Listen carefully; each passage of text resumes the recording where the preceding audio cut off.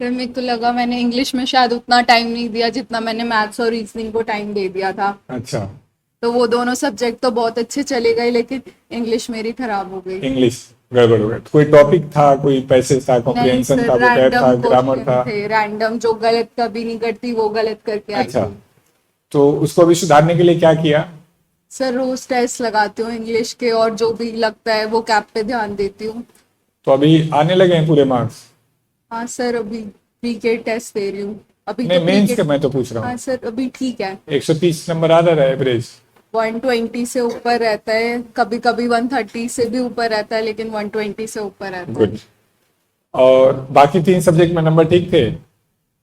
अ, sir maths और reasoning में तो 180 से 170 थे, और जीके में 14 मार्क्स थे। तो क्या जीके के लिए क्या किया? सर जीके पे बहुत टाइम दे रही हूँ। क्या कर रहे हैं? सर पढ़ रही हूँ, लूसेंट भी पढ़ रही हूँ और लेक्चर्स भी देख रही हूँ अपने हिसाब से। ठीक। तो अब जैसे मान लो मैं बोलूँ कि कोई जीएस का कोई क्वेश्चन जो तुमने तैयार कर लिया, सर पूछ। लगभग जनवरी में पेपर खत्म हो गया था तुम्हारा, जून खत्म होने जा रहा है, तो 5 महीने में तुमने कुछ तो तैयार किया होगा हाँ सर। सब्जेक्ट कोई सा? मैं पूछूंगा नहीं। सर पढ़ा तो है, आप पूछ लो आप। अच्छा, पूछ भी सकते हैं? नहीं पूछूंगा अभी सर आप तुम्हें। पूछ लो।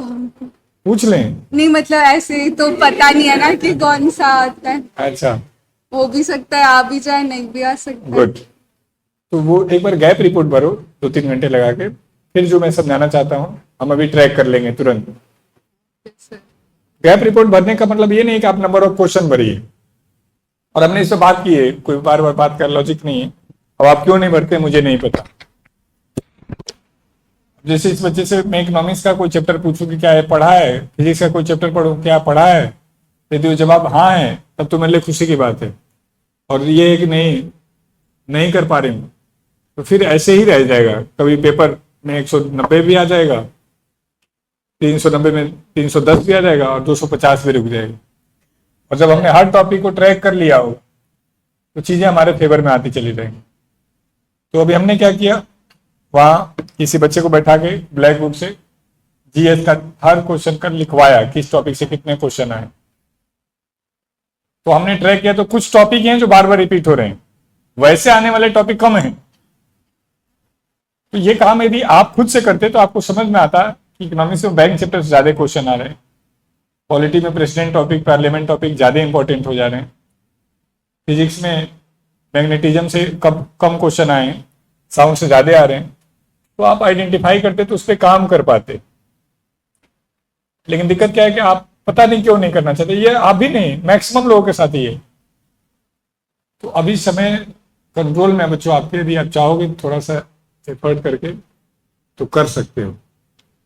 जैसे जिनका मेंस हुआ है, यदि वो किसी, जैसे अभी मैं किसी बच्चे का देख रहा था, नीट का रिजल्ट आया समथिंग, तो लास्ट ईयर उसकी 670 या कुछ थे, तो उसमें शायद नहीं हो पाया था, और इस बार उसके 400 कुछ आए हैं, इस बार भी नहीं हो पाया।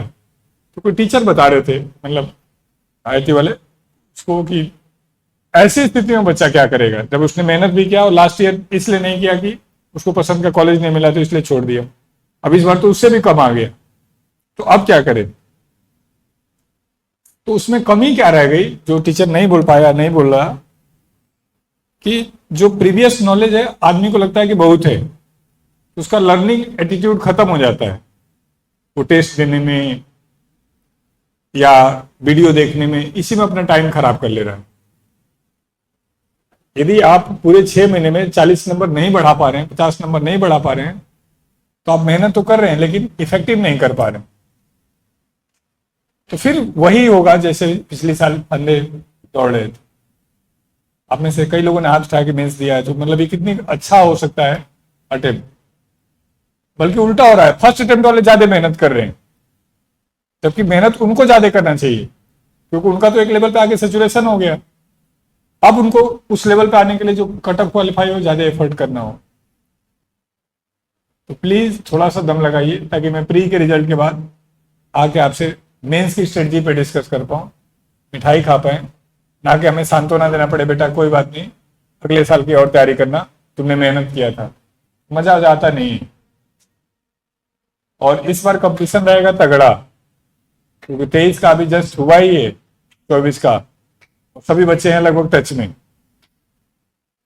तो थोड़ा सा और एफर्ट करके, हाँ आपको इसलिए नहीं परेशान होना है कि पेपर टफ आएगा, ये जो भी आपको खुश होना है कि आप एक डिसिप्लिन एनवायरनमेंट में ज्यादा से ज्यादा मेहनत कर रहे हैं और आप ज्यादा अच्छा कर सकते हैं। वही है, जिसको अपने काम का पॉइंट है पॉजिटिव वाला वो लेंगे तो ज्यादा अच्छा है, ना कि डिमोटिवेट होना है। हमने कई बच्चों को देखे जो एवरेज थे और लास्ट में नौकरी लेकर निकल गए, लेकिन वो लास्ट तक लड़े। और कई बच्चे जो बहुत अच्छे थे नहीं कर पाए, तो वो कैजुअल होते चले गए, मेरा तो हो ही रहा है, मैं तो कर ही लूंगा, सर को क्या पता या इस प्लेटफॉर्म को क्या पता। तो ये गलती नहीं करिएगा। जैसे मैथ और रीजनिंग है वो किसी की स्ट्रांग है। अब मतलब कि अगर हमें काम करना है तो या तो इंग्लिश पे करो या फिर जीएस पे करो। अब होता क्या है कि जीएस इंग्लिश पे ट्राई किया, इंग्लिश इतना नहीं हो पा रहा इम्प्रूव, जीएस पे फोकस किया, लेकिन अब जीएस पे फोकस कर रहे हैं, पढ़ रहे हैं अच्छे, जो चीज पढ़ी वो ठीक है, हो गई कवर। लेकिन जो जीएस का क्वेश्चंस है ना, ये होता है कि उसका जो इतना वाइड है कि फिक्स नहीं हो सकता। कई बार ये होता है कि जो हमने पढ़ा उसमें से क्वेश्चंस, नंबर ऑफ अटेम्प्ट्स अच्छे हो गए, लेकिन कभी कभी ये हो गया कि जो जीएस के क्वेश्चंस थे उसमें कुछ आया ही नहीं जीएस में हम लोगों को। एक इस तरीके से क्वेश्चन था, जैसे मेरी बायो, अभी जो कल बायो का सैटरडे को एग्जाम हुआ था, उसमें मेरी बायो बहुत अकॉर्डिंग टू मी, मतलब ऐसे नहीं कह सकती कि बहुत अच्छी है, लेकिन हाँ ये है कि एक लेवल तक तैयार है। अब जो क्वेश्चंस थे, अब क्वेश्चंस पढ़ रखे हैं, लेकिन जो उसका क्वेश्चन पूछने का तरीका है वही इतना कंफ्यूज कर दिया उसने कि आते हुए भी गलत कर दिया। तो अब इस कंडीशन पे आके ये डाउट होता है कि अगर हम जीएस को टाइम दे रहे हैं वो सही दे रहे हैं या फिर इंग्लिश को देना चाहिए। और इंग्लिश में मैंने जैसे टाइम दिया, और जैसे मैंने आपसे एक बार पूछा था कि सिनोनिम्स मतलब कि जो मीनिंग्स वगैरह है वो याद नहीं हो पा रहे हैं, मैंने उसको टाइम दिया, लेकिन अब सिर्फ 2 महीने हैं, तो उसमें मैं ये नहीं कर सकती कि पूरा दिन सिर्फ वोकेब को दे दूं और अदर सब्जेक्ट्स पे ध्यान ना दूं। क्योंकि मैंने जो एवरेज मेरा निकला कि 3-4 घंटे एक वोकेब को देने के बाद में सिर्फ एक पेज तैयार हो पा रहा है, और वो भी अगर 2 दिन बाद मैंने दोबारा रिमाइंड किया तो कुछ भी नहीं है उसका। तो फिर मतलब क्या करना चाहिए इस टाइम? मैथ रीजनिंग 100% तैयार है। ठीक, दो बच्चे ने दो, ये आप लोग के साथ भी होगा कि जी मेरा मैथ रीजनिंग तो तैयार है, जीएस और इंग्लिश में बात नहीं बन पा रही। इंग्लिश को ज़्यादा टाइम दे रहे हो फिर भी नहीं बन रहा है, और जीएस पढ़ने के बाद भी कॉन्फिडेंस नहीं आ रहा है। अब एक क्वेश्चन का जवाब और दे तो मेरे लिए आसान हो जाएगा। लगे आप ही के ब्रांच पे किसी बच्चे ने बोला था कि बच्चा क्वेश्चन पूछता है, आप उल्टा क्वेश्चन पूछते हो। नहीं सर, आप पूछ नहीं कोई बात नहीं, मजाक में कह रहा हूं। एवरेज मार्क्स कितने आ रहे हैं? सर मेरे मैथ रीजनिंग में 48 के आसपास आ जाते हैं, 45 प्लस रहते हैं, और जीएस में कभी कभी 38 भी आ जाते हैं, कभी कभी 14 पे रह जाता है, और इंग्लिश में कितना भी वो कर लूं 15-16 से ऊपर गया नहीं है। नंबर या क्वेश्चन? नहीं, नंबर। ओके ठीक, यानी लास्ट टोटल 21 मैक्सिमम था। टोटल 120, हाँ 130 तक लास्ट आ 130 तक आ रहा है। क्यूआईपी का मार्क्स है ये, टेक्स्ट बुक का है? क्यूआईपी। चलो फिर तो फ्री हो रहा है, यदि 130 के आसपास चल रही हो। अब कुछ तरीका बता रहा हूँ वो कर लो। मगर सर उससे ऊपर ऊपर नहीं निकल रहा, मतलब मार्क्स ऊपर बढ़ने उसका चाहिए। वही जो थोड़ी देर पहले कहा था कि जब से ये प्रॉब्लम आई है उस बीच में आपने क्या टॉपिक तैयार किया, तो आपको पता चलेगा कि इंग्लिश में आपने कोई टॉपिक पे काम नहीं किया, आप ओवरऑल मॉक देने पे काम लगे रह गए। किसी एक टॉपिक पे हमला किया है पिछले 1 महीने 1.5 महीने? सर जैसे अभी जब मैं स्टार्टिंग में यहाँ पर आई थी उस टाइम मैंने पॉलिटी की थी, क्योंकि मेरी जीएस और अभी इंग्लिश की पॉलिटी, बात कर रहे हैं। इंग्लिश में मैंने नाउन पढ़ा था और प्रोनाउन पढ़ा था, और उससे अलग अभी कुछ नहीं किया। फिर क्लास किया आपने जी इंग्लिश का? सर लिया था मगर टाइम हो गया, 1 साल हो गया उससे पहले। किससे किया था? Gopal Verma sir. Notes ready है? हाँ ठीक। अब एक एक टॉपिक को यदि हम उठाएं, मान लो 3 सेक्शन है, वोकैब हो गया, ग्रामर हो गया, कॉम्प्रिहेंशन हो गया, तो वोकैब में भी आपके नंबर नहीं आ रहे हैं, ग्रामर में भी नहीं आ रहे हैं, तो कॉम्प्रिहेंशन में तो ऑटोमेटिक नहीं आएंगे। नहीं सर, कॉम्प्रिहेंशन एक होता है नॉर्मल, जैसे हम डेली बेस में पढ़ते हैं, जैसे इंग्लिश मीडियम से किया है मैंने, तो जब हम कॉम्प्रिहेंशन पढ़ते हैं तो वो हो जाता है मेरा। कॉम्प्रिहेंशन हो जा रहा है? हाँ उसमें। यानी आपकी अंडरस्टैंडिंग ठीक है, हाँ लेकिन फिर भी 14-15 नंबर आ रहे हैं। प्री में तो कॉम्प्रिहेंशन का रोल है भी तो। सर जैसे 5 क्वेश्चंस आते हैं लास्ट के, अगर इंग्लिश में मैं अटेम्प्ट कर रही होती हूँ तो मुझे बस ये पता होता है कि लास्ट के 5 क्वेश्चन हो जाएंगे, उसके बाद में एरर कभी सॉल्व नहीं होता, मतलब करती भी हूँ तो वो नेगेटिव में चले जाता है हमेशा, इसलिए मैं छोड़ देती हूँ उसे। और वोकेब में जैसे कभी कभी ये होता है, जैसे उसमें कोई वर्ड है, उसका मतलब भी पता है तो 4 ऑप्शंस में 2 क्वेश्चन, मतलब कि 2 ऑप्शन इस तरीके से कंफ्यूजिंग होते हैं कि उसमें डाउट होता है, क्योंकि 2 का मतलब पता है लेकिन 2 का नहीं पता, तो इस तरीके से दिक्कत ज्यादा हो रही है। आपने वोकैब के लिए क्या एफर्ट किया है? सर यहाँ पर आके येलो बुक पढ़ी थी मैंने, उसमें स्टार्टिंग के अब तक 3 या 4 डेज वाले ही पढ़ पाई थी, फिर लास्ट में गिव अप कर दिया। तो अब जब से आई हो 3-4 डे ही पढ़ी हो, फिर कहाँ से नंबर आएगा? नहीं, 3-4 डेज मतलब वैसे 3-4 डेज नहीं, जो उसमें वोकेब में डे 1 तो डे मैं 2 समझ डे 3। गया, आपको आए हुए 3-4 महीने तो हो गए होंगे। हाँ सर, अभी लास्ट मंथ में भी मैंने एनटीपीसी पे ध्यान दिया क्योंकि इंग्लिश नहीं कवर अच्छा हो पा रही अच्छा, थी, तो फिर मैंने छोड़ दिया था। ठीक, अब स्टार्टिंग में आई थी तो जैसे पहला वाला पेज पढ़ा था, फिर कोई बात आपने। नहीं। अब आपका सिलेबस पूरा है? सर जीएस में नहीं, हिस्ट्री इंग्लिश और में जो भी इकोनॉमिक्स बात नहीं करें, है। इंग्लिश की बात करें। किसकी? सिलेबस पूरा है? इंग्लिश? हाँ हाँ सर, एक बार पढ़ रखा है। हाँ। तो अभी आप नंबर पे मत ध्यान दे करके एक बार पढ़ने पे ध्यान दीजिए। जैसे आपने कहा 3 दिन का पढ़ा, उसके बाद छोड़ दिया, गिव अप कर दिया। हमारे साथ दिक्कत क्या हो रहा है, जो हम शुरुआत कर रहे हैं वो हम उनसे भी कंपेयर कर ले रहे हैं जो कई साल से तैयारी कर रहे हैं, उनके नंबर आ रहे, मेरे नहीं आ रहे। तो पहला आपका जो रोल होना चाहिए था, एटलीस्ट उसको 1 से 2 बार 3 बार 4 बार पढ़ना चाहिए था। अभी भी नहीं पढ़ेंगे तो नहीं आएगा। अब वो कोई जो नहीं कि हमारी बुक ही पढ़े, जो बुक आपके पास है जिससे आप कंफर्ट फील करें, लेकिन आप पहला काम अपना पूरा करिए कि मुझे एक बार साइन इंटू करना है, मुझे एक बार ग्रामर करना है। कॉम्प्रिहेंशन एक प्लस पॉइंट है, तो मीन्स में आपको बहुत हेल्प मिलने वाली है। 1 वर्ष ट्यूशन तो बहुत ज्यादा टिपिकल है नहीं, वो तो एक बार पढ़ेंगे तो भी बात बनेगी। उसको पढ़ा, हाँ सर, वो हो जाते हैं सर, वो एक बार रीड करने से ही मेमोराइज, मतलब याद रहते हैं वो, उसमें दिक्कत नहीं होती। सब मेनली कोई दिक्कत बात रहती है स्लोनी में। आज कितना तारीख है? 15। एक हफ्ते में आप एक दिन में कितने वर्ड दिए हमने? 60। तो आपने सिर्फ आपने सिर्फ रीडिंग करनी है अगले एक हफ्ते में, एक हफ्ते का, जहां से आप 4 दिन तक पढ़ चुके हैं शायद। एक तो ये काम कर लीजिए। दूसरा, मॉक का तरीका क्या है आपका इंग्लिश में? से लगा मुझे, अब बताइए। इंग्लिश में मॉक कैसे करें, मतलब किसी सेक्शनल मॉक लगा रहे हैं? सर मैं पहले यहाँ पे क्यूआईपी देती थी बस, अगर यहाँ क्यूआईपी अटेम्प्ट नहीं करती थी तो फिर टेक्स्ट बुक का अपने उसमें देती थी, मतलब ये था कि दिन में तो एक जो देना आपका है। नंबर है उसमें मतलब है नहीं, कुछ भी नंबर नहीं है, तो मुझे आपको बहुत तरीके से 0 से ही स्टार्ट करना पड़ेगा। तो आप एक हफ्ते का दो, एक बार टेस्ट आ जाओ। क्या बोला? मैं जो भी बात कर रहा हूँ वो भी इंग्लिश की बात कर रहा हूँ, जीएस तक नहीं पहुंचा। तो लास्ट वाली बात समझ नहीं आई अपने, क्या बोला? कोई नहीं। आपने बोला कि आपको इंग्लिश में प्रॉब्लम आ रही है, मैं भी इस बात को रिलेट कर पा रहा हूँ क्योंकि मेरी भी सेम ही प्रॉब्लम है।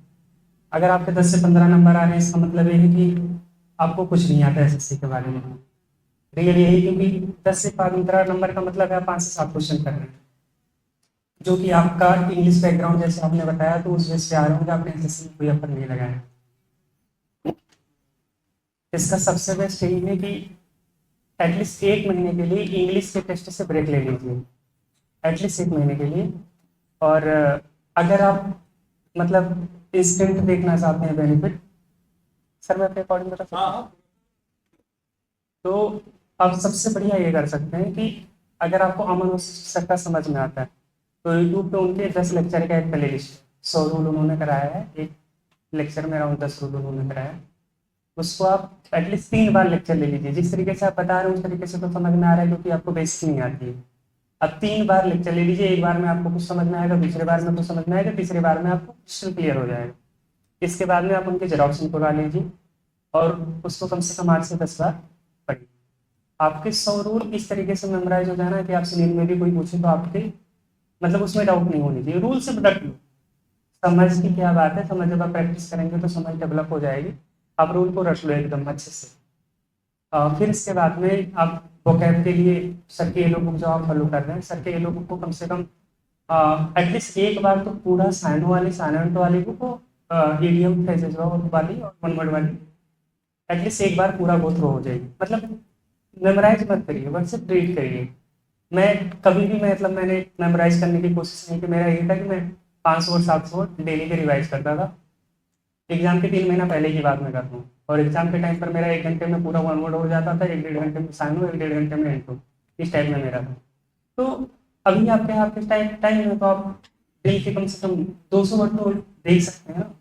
200 तो उठा के देख लीजिए, 3 डेज कर लीजिए साइनो को, क्योंकि आपको जैसे बताया आपका 100% मैथ रीजनिंग तैयार है। तो आपका जो कोर सब्जेक्ट होगा तो वैसे ही चला गया। सबसे ज़्यादा प्रॉब्लम मोस्टली अगर आप यहाँ पे बात करें तो मोस्टली स्टूडेंट को प्रॉब्लम मैथ में हो रही है, ना कि इंग्लिश में हो रही है। क्योंकि मतलब मैथ में पर्सनल लेवल पे मैं बता रहा हूँ, मुझे बहुत ज़्यादा डिफिकल्टी हुई। मैं अगर 4 साल मेरे को समय लगे, 5 साल, तो मेरे को मैथ में जब से 3 साल तो मैथ ही समझ लो मैंने पढ़ा है। आपका मेन सब्जेक्ट आपका तैयार है, आपको इंग्लिश में बहुत ज़्यादा एफर्ट्स नहीं करने। इंग्लिश सबसे कंसाइज, अगर सबसे अच्छा स्टूडेंट का सब्जेक्ट है तो इंग्लिश है। इंग्लिश में आप 1-1.5 महीना अगर आप अच्छे से मेहनत कर लेंगे ना, तो आप फुल में फुल स्कोर कर लेंगे। सबसे ईजी इंग्लिश में नंबर लाना है। लेकिन एक बात और कड़वा सच याद रखना कि अगर इंग्लिश में आप स्कोर अच्छा नहीं करते, सीजीएल में तो सिलेक्शन भूल जाए कि 45 नंबर की मेंस में इंग्लिश आ रही है। 45 कुछ नहीं, मैथ की 1.5 गुना इंग्लिश है। बहुत सारे स्टूडेंट के मैथ रीजनिंग के स्कोर इतने बनते हैं 45%, और अकेला इंग्लिश इतना है। इंग्लिश को टाइम दीजिए और 1-1.5 महीना आप दीजिए। आप अमन ओसिस का रूल कर लीजिए, और सर की येलो बुक एटलीस्ट एक बार कर लीजिए। आप एक बार कर लेंगे ना, तो आपको एक समझ आने लगेगी। आप जब ऑप्शन देखेंगे तो आपको ऐसा लगेगा कि पढ़ा पढ़ा है, कुछ नया नहीं लगेगा। अभी आपको क्या अभी नया लग रहा है। और जैसे आपका इंग्लिश बैकग्राउंड है, अगर आप इंग्लिश मीडियम से रियल में पढ़े हैं, तो आपको कॉम्प्रिहेंशन में और प्रोसेस में इतनी प्रॉब्लम नहीं आएगी जितना प्रॉब्लम आपको भूल रखने में आएगी।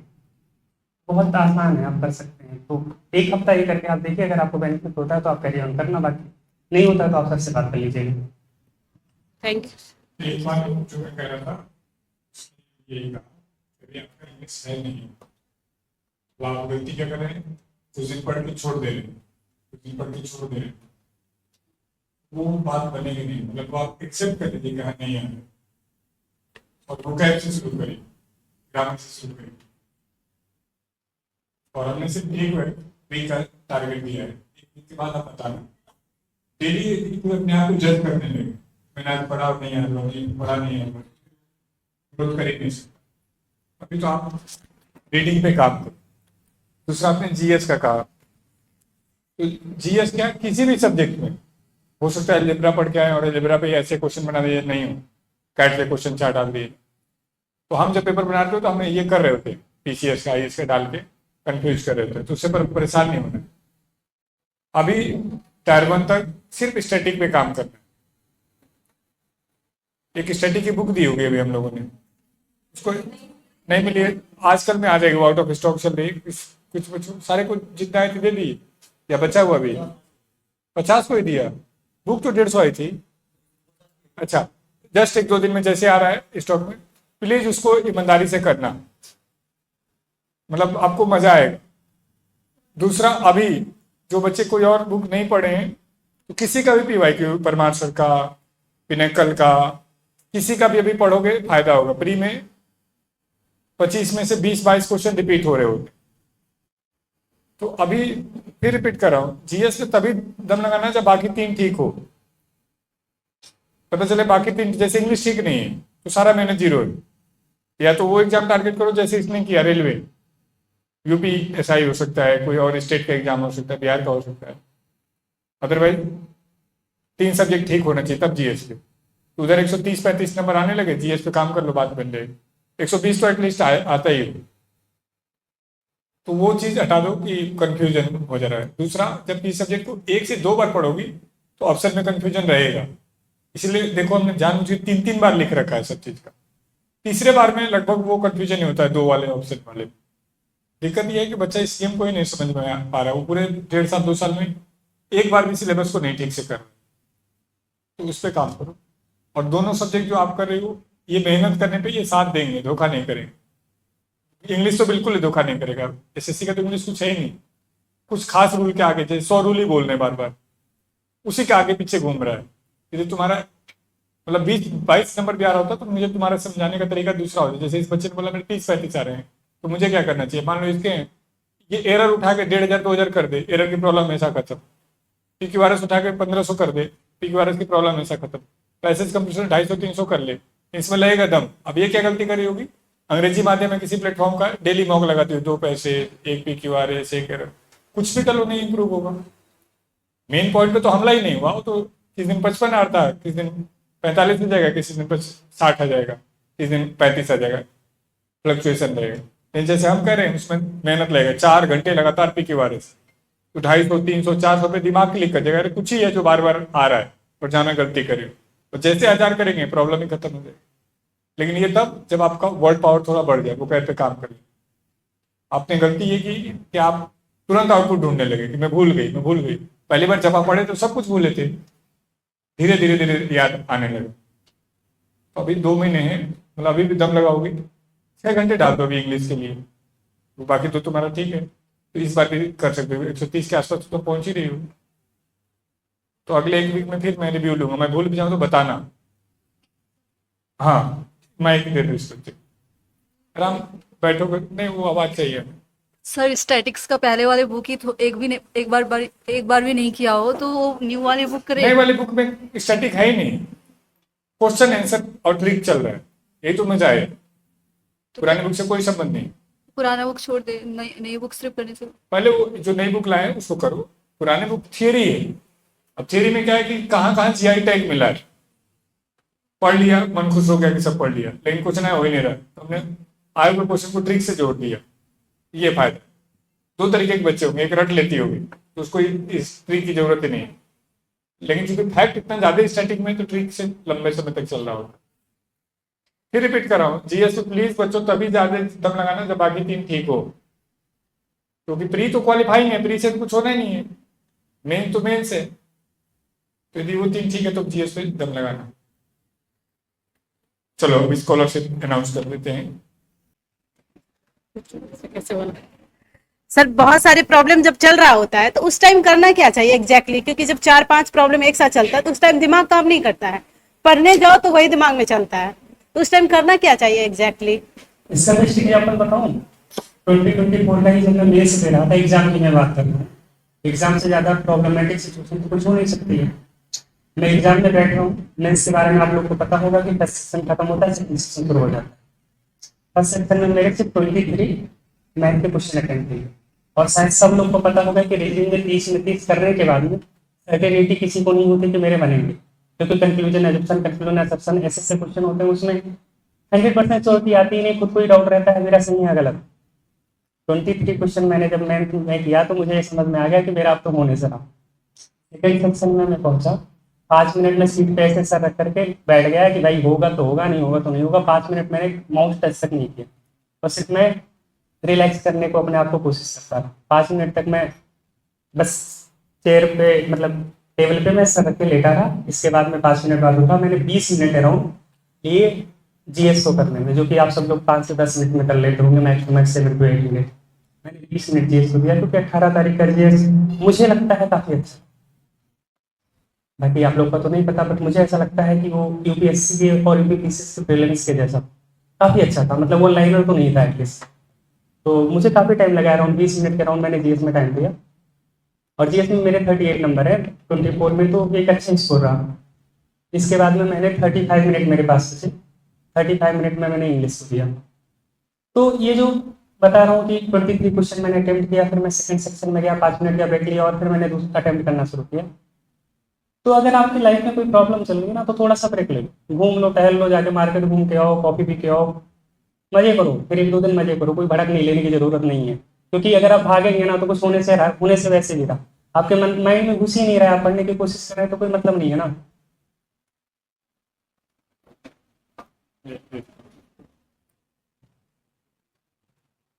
इसने आपके प्रश्न का जवाब नहीं दिया, लेकिन मैं इसके बिहार पे देखता हूँ। रात को 3:30 तक में पढ़ता था, सुबह 8:30 बजे भी दिखता था, और आप में से कई बच्चियां हैं वैसे, तो लिटरली पागल दिखना, दिन भर पढ़ाई पढ़ाई पढ़ाई, ऐसा लग रहा है जैसे क्या हो गया। तो उसका एक ही जवाब है जो एक्चुअली उसको देना चाहिए था, जब आप इस चीज में इन्वॉल्व हो जाएंगे तो बाकी प्रॉब्लम धीरे धीरे सेकेंडरी होती चलेगी। नहीं इन्वॉल्व हो पाएंगे, मैंने कई बार कहा कि आपको लाइट नहीं छुपेगा, वो पर्सनालिटी पे डिपेंड करेगा कि प्रॉब्लम को अपने ऊपर हावी कर रहा है या अपने सपने को अपने ऊपर हावी रखा है। ये सही कह रहा हूँ, ये बिल्कुल नहीं मुस्कुराता था। मतलब मैं मान लो 400 बच्चों में 10 सबसे परेशान बच्चे पूरे कैंपस से निकालू, पहले नंबर पे ये अजीब बिल्कुल। क्यों इतना प्रेशर में, क्या हो गया है? कई बातें बताता था, कोई बात नहीं, नॉर्मल है।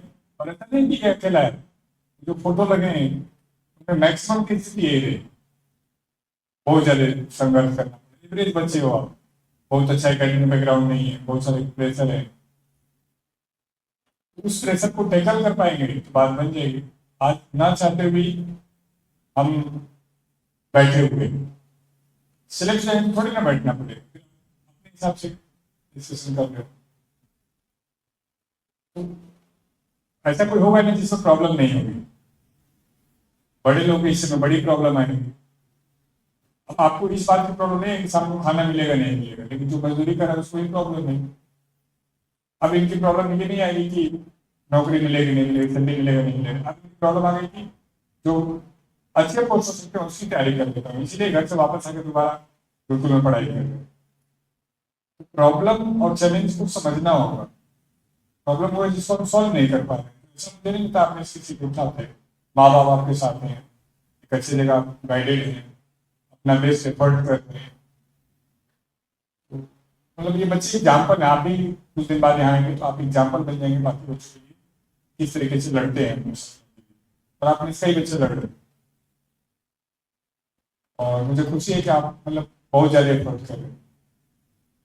हमने देखा है कि घूमते भी करते हुए जब आप अच्छा ना कर पाते और कोई रूममेट कुछ उल्टा बोल दे, लड़ने के लिए आप तैयार हो जाते हैं। यार है किसी ने इसको कुछ उल्टा बोल दिया था ऑफिस में आके, मैं उस बच्चे को नहीं डांटना चाह रहा था, वो भी ठीक लग रहा था। इसके चेहरे का एक्सप्रेशन ऐसा था, मैं नहीं डांटूंगा तो और गड़बड़ हो जाएगा। मैंने उसको बहुत ही धमका दिया, 2 दिन बाद वो चला गया। क्योंकि हम जैसे किसी की तुलना पसंद नहीं करते, कई बार कंडीशनल हमें उस तरीके से जवाब देना पड़ता। ये परेशान है, इसने कुछ बोला है तो पहले इसको हमें सांत्वना देना होगा। हाँ ये समझदार समझ है कि दिक्कत नहीं समझदार है तो कौन परेशान, थोड़ा बहुत आपका जवाब मिल गया होगा। हाँ वो तो इंग्लिश में कौन सी बुक प्रीफर की थी आपने? आप कह रहे हो ना इंग्लिश में मैंने बहुत प्रैक्टिस की है। इंग्लिश में मैंने मेंस से 1 महीना पहले तक वोकैब के लिए मैंने सर की एलो बुक को मैंने मल्टीपल टाइम किया था। सर ने बताया 40 to 50 टाइम, मैंने 50 टाइम प्लस किया। और मेरा लास्ट में इस लेवल पे मैं पहुंच गया था कि मैं 4 से 5 घंटे में साइनो का बुक और 4 से 5 घंटे में वन वर्ड एंड मीडियम वाली बुक में ख़त्म कर लेता था। तो लास्ट के 15 दिन में मैंने ब्लैक बुक पढ़ा था और ब्लैक बुक में 5-7 घंटे में कर लेता था। मैं सिर्फ करता था one word substitution, idiom phrases and syno anto. मैं एंटो बहुत कम करता था क्योंकि मेरे एंटो बन जाते थे। तो मेरे वोकैब को लेकर यही स्ट्रेटजी थी। और उसको लेकर के मतलब ग्रामर को लेकर के मैंने सबसे बढ़िया किया था। रानी मैम का मैं रात में पढ़े थे, उन्होंने प्रीलिम्स के टाइम पे कराए थे 10-10, 12-12 घंटे के एरर डिटेक्शन। तो मैंने उन्होंने सारे प्रीवियस ईयर क्वेश्चन करा दिए थे, तो मैंने वो सारे कर लिए थे 10-12 घंटे के, 2-2 बार मैंने कर लिए थे। और इसके बाद में 120 रूल की सर की बुक है, उस बुक को मैंने 2-3 बार कर लिया था, तो मेरे को प्रॉब्लम नहीं होती। इसके बाद मुझे 2 दिन एग्जाम बता था, तो मेरे एक दोस्त ने बताया कि अमन वसिष्ठ का 100 रूल है, तो 100 रूल को भी मैंने कर लिया था। और पेज पर भी अमन वसिष्ठ मेरा इंग्लिश में पिनेकल वगैरह नहीं की? नहीं, मैंने पिनेकल तक नहीं की, मुझे जरूरत नहीं पड़ी। कॉम्प्रिहेंशन कॉम्प्रिहेंशन के लिए मैंने पिनेकल का ही ऑनलाइन मॉक आता है, तो उनका सेक्शनल मेंस का 100 मॉक होता है। हाँ, 100 मैंने mock। 100 के 100 मार दिए। अच्छा। मेरे कॉम्प्रिहेंशन के काम खत्म हो गए। अच्छा। शुरू में 20-25 मॉक में प्रॉब्लम हुई थी, इसके बाद में मतलब इसको स्टेबलिश हो गए। जो मेंस के मॉक आते हैं उससे हाँ पिनेकल हाँ जी।